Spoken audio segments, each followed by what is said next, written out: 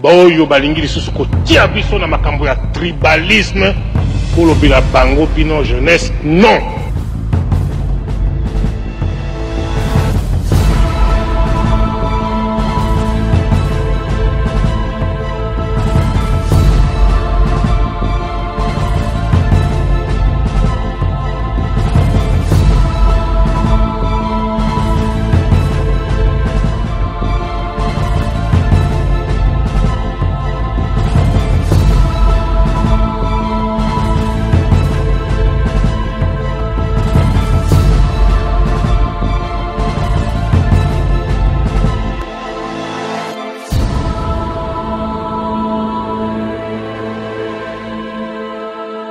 Ya solo bande wabolingo mbota bino baiki o mesa tango ils sont kotika misala pona koyo kolanda magazine oyo pesa kabino basa na biso mboka biso Congo démocratique ya lelo ese bandi na tombeli bino tibolandi bolamu to fonga basango moko mole zali bongo journée internationale ya batizomi 21 chaque le 21 mars ba célébrer kabongo mokolo oyo ya bano to bengaka ba mongol to pe batizomi 21 to sali élément opowe ba tizomi 21 zali nani to molanda.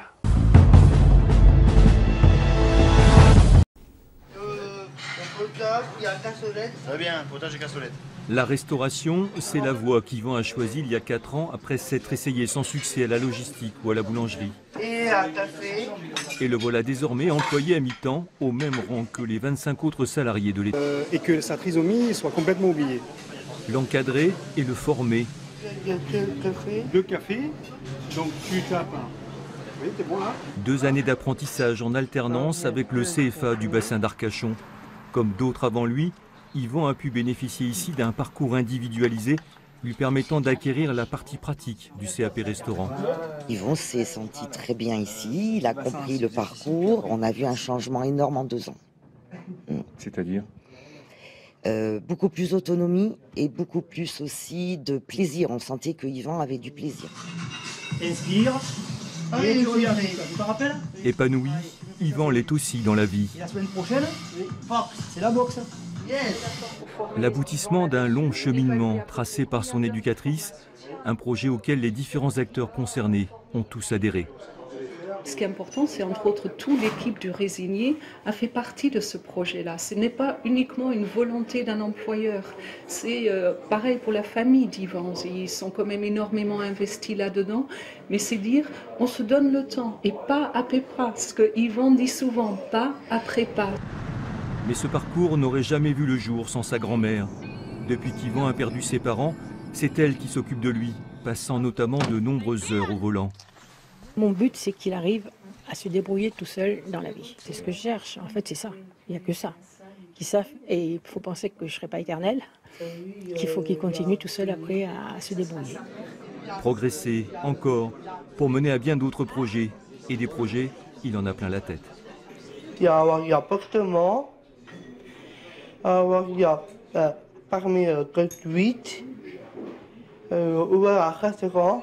Avoir un appartement à lui, le permis de conduire et son propre restaurant, des rêves qu'il aimerait aussi pouvoir accomplir un jour, comme tout le monde. Je m'appelle Laetitia, j'ai 28 ans.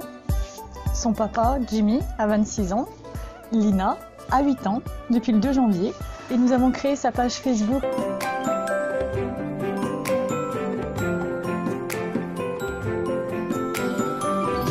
Alors on a eu déjà plusieurs messages privés.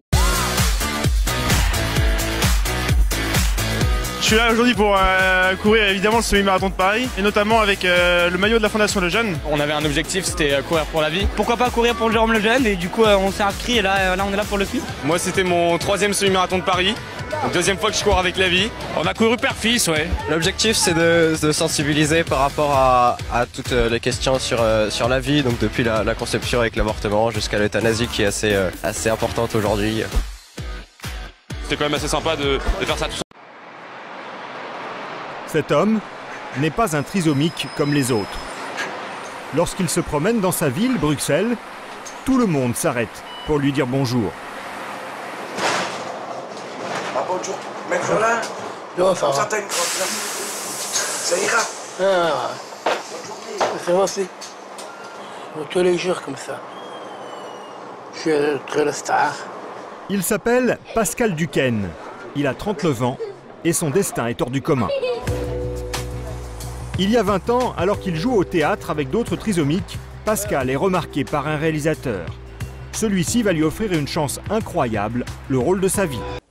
Mwana Mboka Patrick Ekoutou, Ouazali, secrétaire général des partis politiques au mouvement des réveils des jeunesses congolaises, parti chez Mwana Mboka John Mbayatita, Akita Kibongo, Mokoloya, vendredi 16 mars, Oyonalemba, Pona Koyeba Kosala, Mobangen matinée politique, Kelvin Singaza Kiwana, na compte magazine Tozo Kende, Wapi. Mokola vendredi 17 mars, Ezalaki Pitole Matamakala Matikala, a on a vu pour être à Kinshasa, principalement la commune Yalemba. Na salle Galilée et pas Iwapi parti politique, mouvement des réveils des jeunesses congolaises, MHK na beaucoup c'est parti cher Yamwana Mboka, maître John Mbayatita, Basala Kibongo, Mobange na matinée politique. Oui, comment Kibongo et pas Mwana Mboka, parti Ekoutou, secrétaire général, population Zalaki Ibe pour na koyoka message ni na Kibango. Na malobana yelo baki ete, Mwana nyoso MRJko, batelema, bozala vigilant pour ete, ma pour les koya, bon voter massivement na kopesa kumu ya mboka wa député ebele pe MRJko azaba siège ebele na occasion na ngonde asalaki bon installation ya vice-président national oyo azalaki nommé Kalate Awa mwana mboka Henri Kindula mwana ya fe Kindula ekana kitoko makasi koleka na sima boka ndenge nini ye moko vice-président asembolaki boy MRJko à toute action les biens communs à toute action les biens communs à toute action, les biens communs, les biens communs, les biens communs.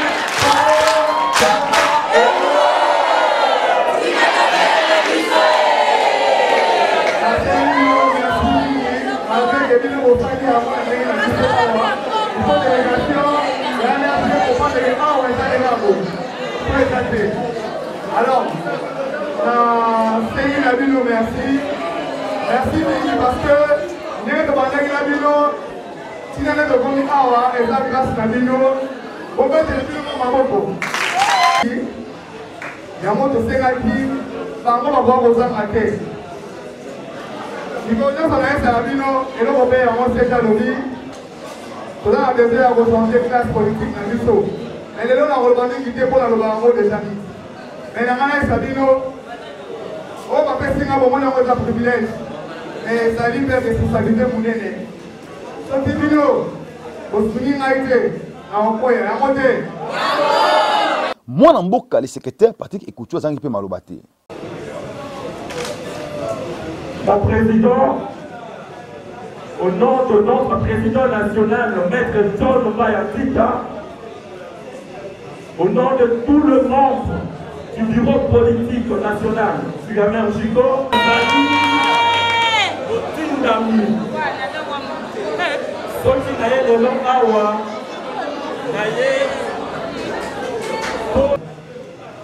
de ces grands partis, mouvement de réveil de la jeunesse congolaise, de vous investir officiellement en qualité de vice-président national du mouvement de réveil de la jeunesse congolaise.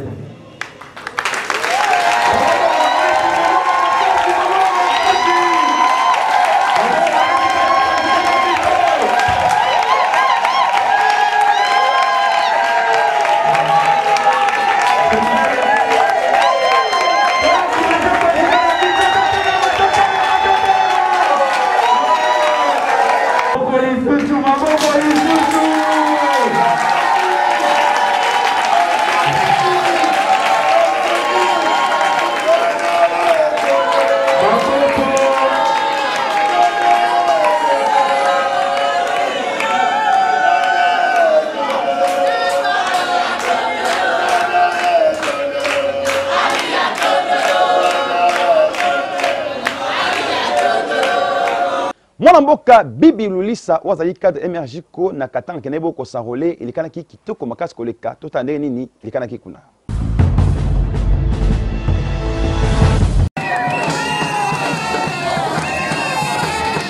C'est une grande mobilisation qui a accompagné le samedi 4 mars 2023 la présidente de base du mouvement de réveil de la jeunesse congolaise, Madame Babi Vulissa Soneka, à remplir son devoir civique.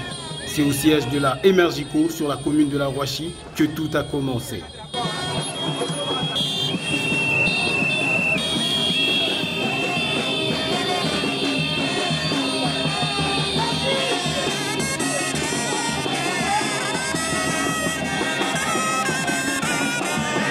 délégation marchande, c'est tout un vacarme ardent qui se déchaîne sur plusieurs avenues jusqu'au centre d'enrôlement.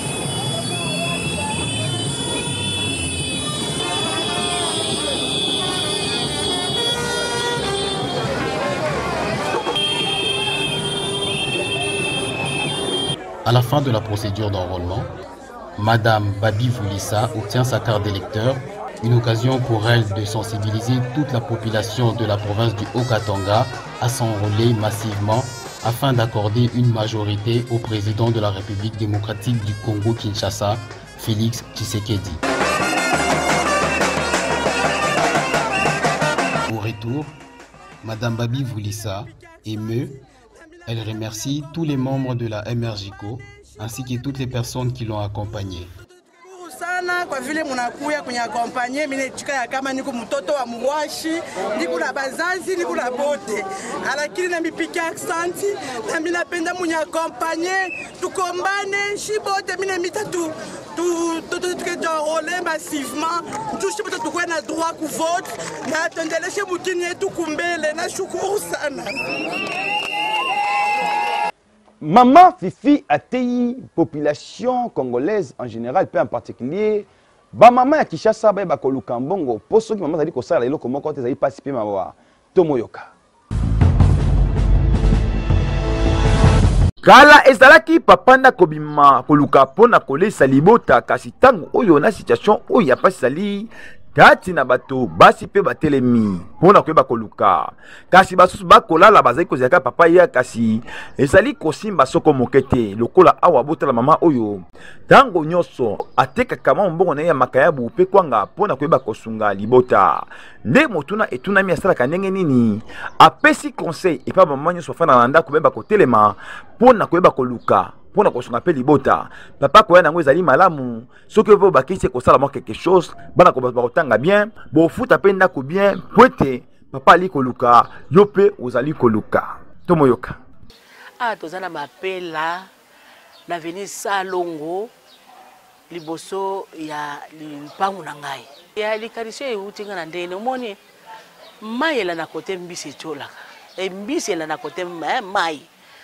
ozomona kote mai ezate mbisi kokozala te nga na landi administration pa mama na nga sel po abotinga mama na nga bana okende panu kuna musika kote yolo kote ba yanzi kuna na se akosoba ba mbisi tala kitunge tonda bana mibali na mboka na biso bazake bele siko mama zotala bana mibali ndi bazana bikwanga miloko leza mama ko kata cheche ngona ba na nini na sana plateau ala chewana mamusumu atumbi mususu alameli bango bazoyaka na basali na bango na bakwanga na bango deja vani na ndako bazokeno lia kaka ngape era ya neno nat natali mama na nga azalaki mwasi ya koluka bongo nga mwana bana 1990 yango wana nakoma kotumba mayele wana yelinga nazosoma makayabu na ngayo na basi bazoluka bana bazoluka ke mama tokotumba wapi na moto nga nazana yango na zo initiative ya kotumba boye ya mobeso zawa mobeso asombi ya kotumba asombi po akeno sanini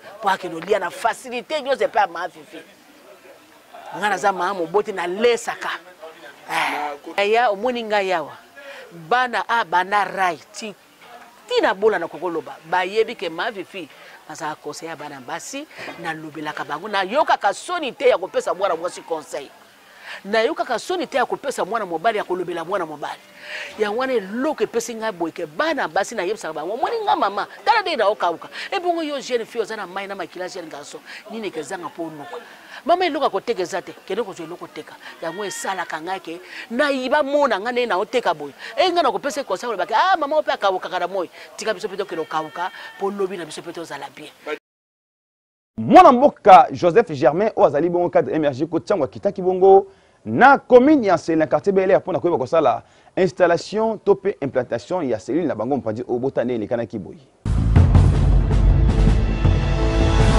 mwana mboka Germain Joseph Oazali cadre ya parti politique émergé ko tiangu chargé ya question politique pe électorale akitaki bongo mikoti koleka awa na commune ya Nsele précisément na quartier Bel Air pour na koyeba ko installer toujours parti politique émergé ko bisika oyo botala bino moko ata kombule betaki quand même asangisi batebele pour na koyeba bango été émergie ko ezali parti ezali na valeur ebele pona mona nyonso Congo démocratique ndelo bina bango ete beba ko s'adhérer massivement na tel émergie ko azalaki moko te azali accompagner bongo na yemoko mwana mboka madame Cornelis Muti Oazali présidente ya Ligue des femmes Tchangu pe na yemoko mwana mboka Jean Mofuta Congolais azali bongo coordonnateur ya émergie ko Tchangu botala suka ndenge nini Lomba ezali lelo toyaki na commune ya Nsele na quartier Bel-Air pour implanter cellule moko ya émergie ko.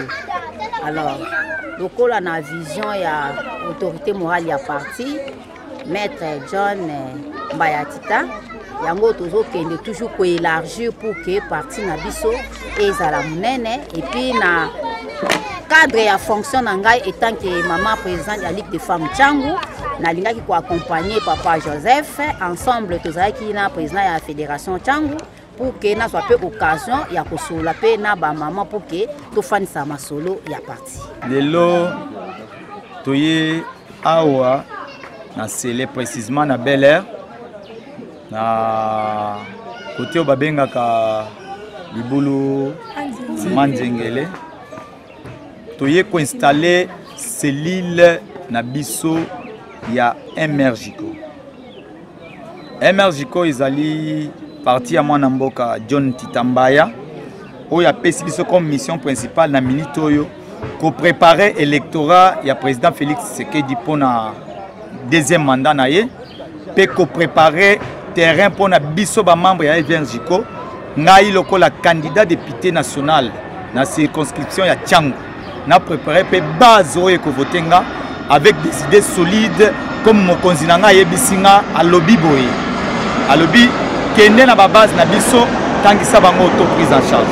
C'est ça que je suis venu faire ici na solo na ba maman na solo na ba papa bozo mona bango batikali kutu na sekele ya masolo bazana makambo ebele ya kobakisa lisusu po tokoba tosala makambo ya bien. Pona biso esali biso esengo makazi komona présence ya honorable koya place biso toza au moniteur place toza musika mais à disposer tant na ye na ba mai na nzela na mbula nde betaki mais a honorer parole na ye a comité place biso toza yango to pesi merci toza na esengo makazi ya komona ye.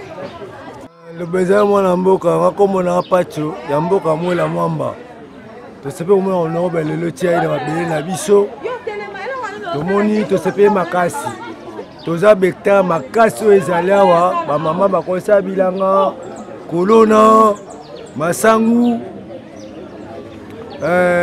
tobenga nini dongo pondu mukengeli toto abe baplace ebele wala sosoni babiloko wana na konti mbongo ya pesi wana eza mpe mwa bénéfice makasi toso bagraine wana atata toteka mbongo esa nini eyekota na kesi eza toujours bonheur na biso eza tobenge mwana azoba te babenga lo oza pe te na konti ake bomisa mbongo ta bosunga moto wa maladi wana azali bektoa bekta rebele nga bokola bangombe miso ezali ya paster eza mpa na ngai nasepi makasi matoyambe na motema moko nzambe apambola ye mpe ameme liboso tokotika ye te toujours toyoka na nsima na ye.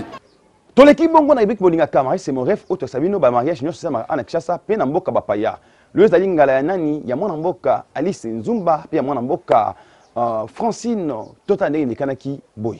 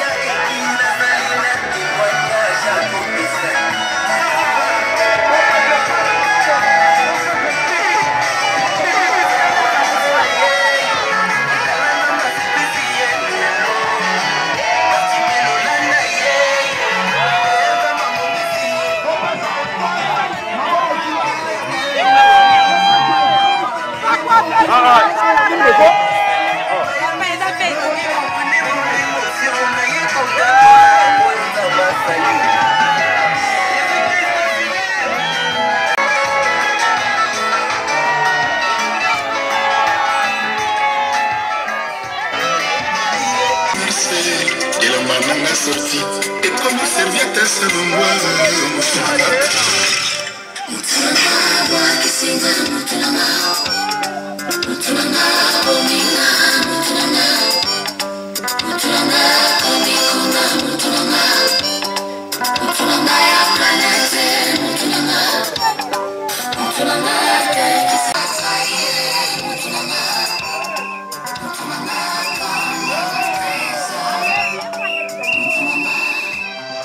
pardon.